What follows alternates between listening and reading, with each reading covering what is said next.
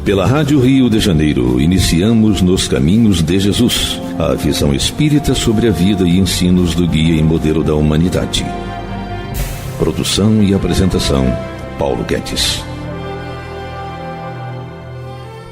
Olá, ouvintes, eu sou Paulo Guedes, estamos dando início a mais um programa Nos Caminhos de Jesus. Hoje estaremos falando sobre a passagem que está contida no Evangelho de Mateus, capítulo 23, versículos de 6 a 8. E eles falam o seguinte: E amo os primeiros lugares nas ceias e as primeiras cadeiras nas sinagogas, e as saudações nas praças, e o serem chamado pelos homens Rabi, Rabi. Vós, porém, não queirais ser chamados Rabi, porque só é o vosso mestre, a saber, o Cristo, e todos vós sois irmãos. Então, mais uma passagem, dando sequência aí a esse sermão, que é o sermão dos ais, São o sermão dos 7 ais. Ai de vós, que é aquele sermão, a gente vai estudar ele daqui a pouquinho, na semana que vem já começamos a falar, na outra semana, vamos começar a falar com ele, sobre ele, e aí a gente está aqui já pegando o preâmbulo, o início do sermão. Semana passada já falamos um pouquinho, que foi o versículos de 1 a 5, e agora vamos falar de 6 a 8. Então vamos lá. A gente tem umas palavras-chave aqui que precisam ser esclarecidas para facilitar aqui o entendimento de todo mundo. A primeira palavra-chave que nós vamos encontrar é sinagoga, que na Septuaginta grega, as duas palavras, tanto eclesia, que significa assembleia, ou congregação, e sinagogue, ajuntamento, são usadas intercambiavelmente, usam as duas. A palavra sinagoga, com o tempo, ela assumiu o sentido de lugar ou prédio em que realizava a assembleia. Só que não perdeu completamente o sentido original, porque a grande sinagoga, ela não era um prédio grande, mas uma assembleia de notáveis eruditos, acreditados com fixação do canon das escrituras hebraicas para os judeus palestinos. E aí disse que ela teve início nos dias de Esdra, ou de Neemias, lá do Velho Testamento Antigo, e que continuou até o tempo do Grande Sinédrio, por volta do 3º século antes da era cristã. Tiago usou a palavra no sentido de uma reunião ou ajuntamento público cristão. A gente vê em Tiago, capítulo 2, versículo 2. Eclesia é uma assembleia, um ajuntamento. E sinagogue também é um ajuntamento, é uma assembleia de pessoas. Então, hoje que acabou de eclesias, no cristianismo acabou virando igreja, e sinagogue no judaísmo virou sinagoga e passou a ser o prédio aonde um templo, passou a ser o templo do judaísmo. Então, continuando aqui sobre a questão da sinagoga. E aí não se sabe exatamente quando as sinagogas foram instituídas, mas parece ter sido durante o exílio da Babilônia de 70 anos, quando não existia templo, ou pouco depois do retorno do exílio, depois de Esdra, os sacerdotes terem enfatizado tão fortemente a necessidade do conhecimento da lei, de ter um lugar onde pudesse estudar. Nos dias do ministério terrestre de Jesus, toda cidade de certo tamanho na Palestina tinha a sua própria sinagoga. E as cidades maiores tinham mais de uma sinagoga. Jerusalém, por exemplo, tinha muitas sinagogas. Menciona-se na Escritura até mesmo o caso de uma sinagoga construída para os judeus por um oficial do exército romano. A gente vê isso em Lucas capítulo 7, versículo 2, 5 e 9. Do centurião que pediu para curar o servo dele, a cura do servo centurião. Ele tinha construído uma sinagoga para os judeus. Uma das maiores ruínas de sinagoga já descoberta foi escavada em Terrum, ou Quefarnahum, provavelmente o lugar da antiga Cafarnaum. O prédio tinha originalmente 2 pavimentos. E datas fornecidas pelos peritos para essa sinagoga variam desde o 2º século antes de Cristo, até o 5º século antes de Cristo. O próprio edifício foi construído sobre o local de uma sinagoga anterior, que remontava ao 1º século antes de Cristo. A sinagoga anterior, há pouco parcialmente escavada, tinha 24 metros de comprimento por 18,5 metros de largura. 24 metros e 200 de comprimento por 18,5 de largura. Então, essa era uma sinagoga daquele tempo, só para a gente aqui poder ficar devidamente entendido sobre essas coisas, né? Que é importante a gente compreender isso. Vamos lá. Tem uma outra palavra-chave que foi falada aqui, né? Foi até repetida, a rabi, né? Que o designativo de rabi era usado no verdadeiro sentido da palavra como instrutor, conforme está em João, capítulo 1, versículo 38. Mas entre os judeus, pouco antes do nascimento de Jesus, veio a ser usado também como uma expressão de tratamento e como um título de respeito e honra, significando meu grande, meu excelente. Esse título era exigido por alguns dos homens instruídos, escribas, instrutores da lei, né? Eles exigiam ser chamados de rabi. Eles se deleitavam em ser chamados de rabi como um título honorífico, né? Jesus Cristo, né? Ele condenou tal anseio por títulos e proibiu seus seguidores de serem chamados de rabi, uma vez que ele era o instrutor deles. A gente vê isso em Mateus capítulo 23, versículo de 6 a 8, que nós estamos estudando hoje, que fala exatamente sobre essa questão dos rabinos, né, de ser chamado de rabi, né, sobre essa coisa. Na Bíblia, só encontramos o termo rabi nas escrituras gregas cristãs, que são os evangelhos, né, o Novo Testamento, né, podemos dizer assim. É usado ali 12 vezes em relação a Jesus, no sentido real de instrutor. 2 vezes por Pedro, que a gente vê em Marcos capítulo 9, versículo 11, capítulo 11, versículo 21. Uma vez por 2 discípulos de João capítulo 1, versículo 38, João Batista, né, 2 discípulos de João Batista. Uma vez por Natanael, que também encontramos em João, capítulo 1, versículo 49, uma vez por Nicodemos, também em João, capítulo 3, versículo 2, e 3 vezes por discípulos de Jesus, cujos nomes não foram especificados. Está em João também, capítulo 4, versículo 31, capítulo 9, versículo 2, capítulo 11, versículo 8, são essas 3 vezes. E uma vez pela multidão, também está em João, capítulo 6, versículo 25. E 2 vezes por Judas. Um dos casos é repetição, como Rabone. Maria Madalena, né, se dirigiu a Jesus como Rabone, que é meu instrutor. E um homem cego a quem Jesus curou também fez o mesmo, chamou ele de Rabone.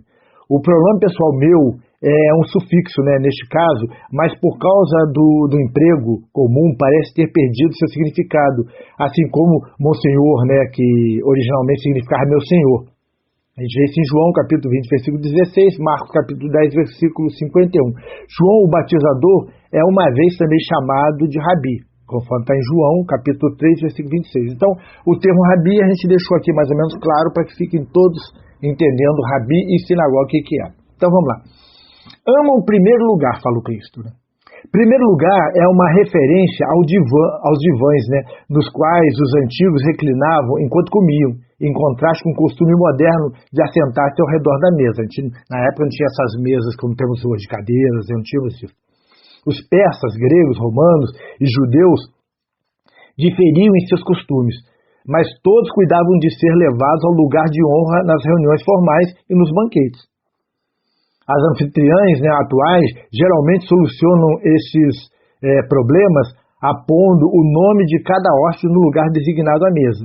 E isso provavelmente por mais de uma vez tem impedido, né, os esforços frenéticos de algumas pessoas, dos hóspedes, de ocuparem lugares mais destacados nos salões de banquete. A gente vê que hoje as pessoas vão botando os lugarzinhos, só todo mundo quer ficar no melhor lugar, né? E aí lemos que por ocasião da última Páscoa, né, com Jesus, a última ceia, os próprios apóstolos tiveram uma luta e discussão sobre esse ponto. A gente pode ver isso em Lucas, capítulo 22, versículo 24, e João, capítulo 13, versículo de 2 a 11. E isso aconteceu pouco tempo depois de Jesus ter pronunciado essa repreensão contra tal ostentação. E que Jesus falou sobre essa questão da ostentação de querer os primeiros lugares, da questão dos títulos, e lá em Lucas, a gente vai ver em capítulo 22, versículo 24, que mesmo depois disso, eles estavam brigando quem seria o primeiro no reino dos céus. João também fala isso, capítulo 13, versículos de 2 a 11. A gente percebe claramente que não entenderam. Os discípulos custaram um pouco a entender os ensinamentos de Jesus. A gente vê isso quando Jesus fala sobre a morte dele, quando Jesus fala algumas coisas, eles não tinham entendido, né? com o passar do tempo, caiu a ficha, eles entenderam realmente o que Jesus falava. Mas a gente observa como foi difícil para eles compreenderem algumas coisas, né, acerca do Evangelho. Né? Isso não era fácil, não. E as primeiras cadeiras, que eram intituladas de Zuchermadel, o nome dos primeiros lugares, nas sinagogas, ficavam na plataforma que se localizava de frente para o auditório. E aí por detrás dessa plataforma ficavam os armários, onde eram guardados os rolos das escrituras. Que era, lembrando que não tinham Bíblias como nós temos hoje, né? O Velho Testamento era em rolo, em pergaminhos, e não como nós temos hoje, são livros, né? Não era assim. Robertson, ele observa a estranha e hipócrita humildade que se vê nas igrejas hoje em dia, né? E também nos templos, né? Muitas vezes na casa espírita, nos templos em geral, né? Onde se encontram pessoas que preferem os últimos assentos, os últimos lugares, lá no fundo do salão, e essas mesmas pessoas, entretanto, ao irem a algum teatro, interessam-se pelos lugares mais caros e ostentosos. Né? As pessoas divergem muito no que fazem dentro de uma instituição e o que vivem na sua vida no dia a dia. Né? E a gente lê também que os persas e os romanos consideravam o lugar do meio em qualquer divã como o lugar mais honroso. Então, a gente vai vendo que difere um pouco a cultura de um lugar para o outro, mas existia em todas elas essa questão dos primeiros lugares. Né? No tocante ao arranjo dos assentos nas sinagogas, Maimonides, né, ele diz o seguinte, está em Hiltio Tefil, capítulo 11, seção 4, né? Como as pessoas se assentam nas sinagogas. Os anciãos se assentam primeiro, isto é, de rosto voltado para o povo, e de costas voltadas para o templo ou santo lugar. E todo o povo se assenta em fileiras, e os rostos de uma fileira dão para as costas da fileira mais à frente, de forma que os rostos de todos dão para o lugar santo, para os anciãos e para a arca. Então, estabelece ali como se ficariam, né? É fileira, como nós fazemos hoje, né? Mas ali está estabelecido para as pessoas entenderem como isso. Infelizmente, as coisas têm que ser estabelecidas. Você tem que colocar o lugar onde cada um vai ficar, porque cada um quer tirar proveito do melhor dos lugares, né? Isso é uma realidade. Então, vamos fazer um pequeno intervalo e já retornamos com o programa Nos Caminhos de Jesus. Até já. Estamos apresentando Nos Caminhos de Jesus, a vida e ensinos do guia e modelo da humanidade. Apresentação, Paulo Guedes. Estamos de volta. Hoje estamos falando sobre Mateus capítulo 23, versículo de 6 a 8, que fala o seguinte: E amam os primeiros lugares nas ceias e as primeiras cadeiras nas sinagogas, e as saudações nas praças, e os serem chamados pelos homens, Rabi, Rabi. Vós, porém, não queirais ser chamados Rabi, porque um só é o vosso mestre, a saber, o Cristo, e todos vós sois irmãos, sem ostentação. Isso é o mais importante. E aí, com referência às saudações, né? Lemos, né, que os títulos honoríficos aplicados aos eruditos começavam a ser usados desde o primeiro século de nossa era. Os rabinos, traduzido aqui para a palavra por mestre, né, na Almeida Revista, né, na Bíblia Almeida Revista e Atualizada, recebiam esse título que significa meu grande, meu senhor. E alguns se ufanavam por serem distinguidos com esse título. As pessoas queriam ser chamados, né, de mestre, de rabi, eles queriam ser chamados assim. Né? Isso, infelizmente, é a vaidade que ainda persiste até hoje. Né? Este versículo encontra reflexo em certos dirigentes de instituições modernas,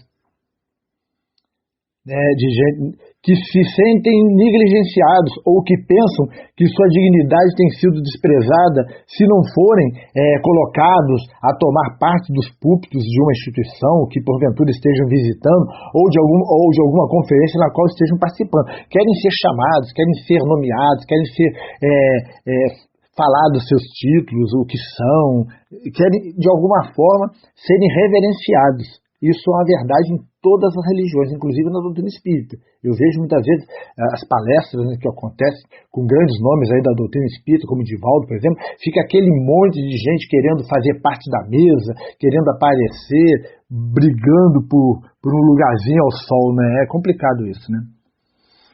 As saudações mencionadas nesse versículo eram apenas cortesias comuns, mas com o tempo passaram a ser cobiçadas nos lugares públicos, porque eram reputadas como demonstrações de reconhecimento ou respeito. No entanto, gente, isso é muito semelhante aos costumes modernos, quando tanto se ofende quando outros não os saúdam, quer nas instituições, quer em outro lugar público. Eu falo, as pessoas não citam, que tá fulano, que é isso, fulano, né? As pessoas ficam, às vezes, milindradas, né? Se sentem ofendidas, isso é um fato, assim, que a gente vê. Nem todos os líderes religiosos aceitavam esse costume de títulos honoríficos e de saudações, né?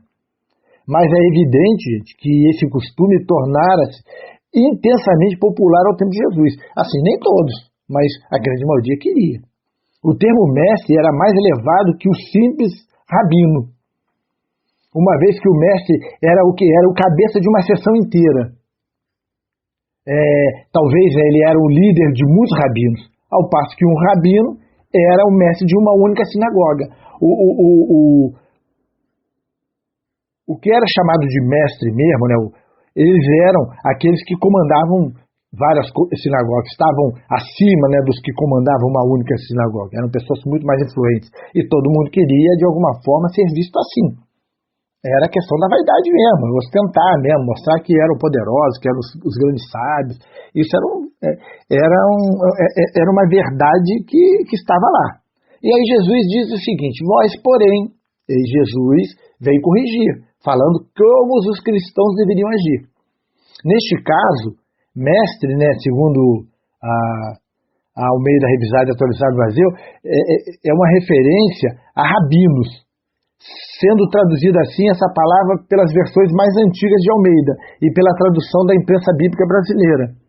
Uma revisão mais recente da tradução Almeida Atualizada de 1967 também usa, né, vós, porém, os mestres, no caso dos mestres, né, vós, porém, né, ele está falando sobre isso. Rabino é o título dado aos mestres, como eu acabei de falar. A gente tem que lembrar sempre isso. Na igreja cristã, somente Cristo merece tal título, por estar acima dos demais irmãos. Se todos são irmãos, não pode haver, né, distinção de cargo externo. Em determinado sentido, todos os homens, até mesmo os mais importantes, são irmãos. E essa fraternidade deveria ser ainda mais patente na igreja cristã, nas comunidades cristãs. Quando eu falo igreja cristã, eu estou falando tanto das igrejas evangélicas, quanto católicas, quanto os templos espíritas, né? Qualquer conflito, tendência ou luta eclesiástica evidencia que os homens são bons, mas nem todos são motivados por boas intenções. Que às vezes, qual é a intenção do indivíduo? É aparecer. É se tornar destaque, é ser reverenciado, é ser considerado o bambambam, o maioral, o que mais conhece, o melhor. Isso é uma perda de tempo fabulosa, né? A gente tem que estar muito atento a esse tipo de coisa, né? Porque senão fica muito complicado, né? A gente tem que olhar, né, com bastante cautela, né, para tudo isso, para que a gente não venha cometer esses mesmos erros, né. E aí, em Cristo, né, temos um mestre que é suficiente para satisfazer todas as nossas necessidades psicológicas de reconhecer a outros. Temos que, junto ao Cristo, encontrar todo o nosso equilíbrio. E que também é suficiente para satisfazer as nossas próprias necessidades psicológicas de ser reconhecidos. Porquanto trazemos em seu nome, estamos sendo transformados à sua imagem. Quando nós nos dizemos seguidores do Cristo, nós estamos aos poucos sendo transformados na imagem de Cristo. E que mais precisaríamos do que respeito ao reconhecimento é a glorificação. Temos que ser glorificados nessa transformação que estamos fazendo. Jesus é o nosso mestre, gente. Nosso algo, nosso padrão, nosso alvo, né, nosso padrão, nosso transformador. Ele é o mestre, ele é o rabi, é o Rabone, quando nós nos dirigimos a ele, Rabone, meu mestre, nosso mestre, né? Então, a gente tem que ter muito cuidado com isso. E assim, por que teríamos necessidade de ter título de doutor, reverendo, pai, padre ou qualquer outra designação? Para que isso? Alguns querem ser titulado médio, fulano de tal, diretor da instituição. As pessoas querem títulos, Isso é muito complicado mesmo.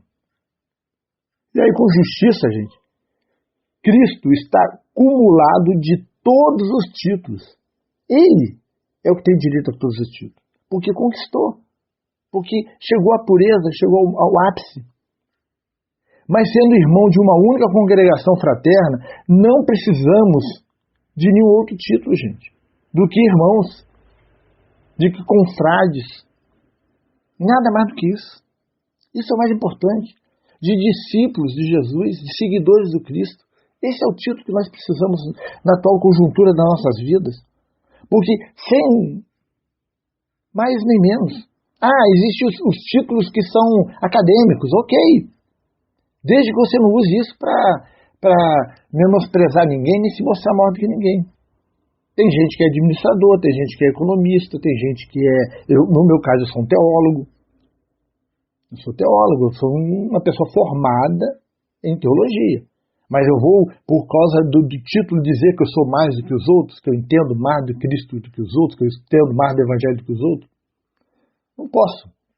O que o título diz é que eu sou uma pessoa que estuda de forma sistematizada o Evangelho e o Velho Testamento, o cristianismo. Estudo as religiões, mais nada. Não me dá autoridade sobre ninguém, nem me destaca de ninguém. Só que eu fiz uma faculdade de teologia, como eu tinha feito uma de administração, como eu tenho de administração. Eu fiz uma de teologia para poder mergulhar mais nos estudos de Jesus, ponto. Não sou melhor do que ninguém. Tem gente que conhece muito mais do Evangelho do que eu, isso sem sombra de dúvida. Então, a gente não pode permitir que a vaidade venha à tona, senão as coisas ficam muito complicadas para a gente.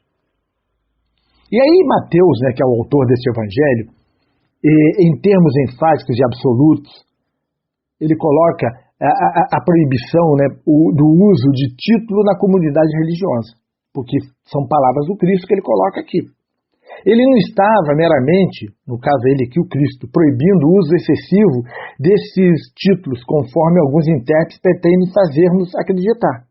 Não é isso. De nada vale tentar harmonizar a palavra de Jesus com as práticas modernas na igreja, nas instituições, a qual tem preferido imitar os fariseus a dar ouvido ao que Jesus ensinou. É um fato, Imagina-se tal coisa na igreja primitiva? Não, na igreja primitiva não tinha nada disso, de título, de isso, de aquilo, não tinha. A proibição é absoluta e não relativa, gente. É proibido. Está o Cristo proibindo. Tem gente que fala, não foi bem assim que ele disse, mas o Cristo, eu fico sempre com o que o Cristo disse. Jesus não falava sobre títulos usados em profissões, escolas seculares, que são os títulos acadêmicos. Embora até mesmo nessa área devemos encorajar a prática ou até mesmo proibi-la, O que seja, a gente tem que ter cuidado para que a gente não, mesmo nessas áreas, as pessoas não fiquem vaidosas. Eu sou doutor disso, doutor daquilo, mestre disso, mesmo na área, nessas áreas. Jesus referia-se às condições em sua igreja, igreja no tempo das suas instituições, no cristianismo. Nessa comunidade todos são irmãos de Cristo, que é o grande mestre, o augusto rabino. Ser chamado de irmão é suficiente, contando que essa fraternidade, esse agrupamento, tenha sido criado mediante a relação com o irmão mais velho. Quem é o irmão mais velho de todos nós? É o Cristo. De que outro título precisaríamos além desse? De confrade, de irmãos, que outro título precisaríamos? Nenhum. O Cristo é o grande mestre, ele é o grande rabino, ele é o grande orientador. Nós somos apenas irmãos que estamos juntos seguindo a Jesus, mais nada. Então, vamos ficando por aqui, que Jesus os abençoe, até amanhã, se Deus quiser. Até amanhã não, até semana que vem, se Deus quiser. A Rádio Rio de Janeiro apresentou Nos Caminhos de Jesus, a visão espírita sobre o guia e modelo da humanidade. Produção e apresentação, Paulo Guedes.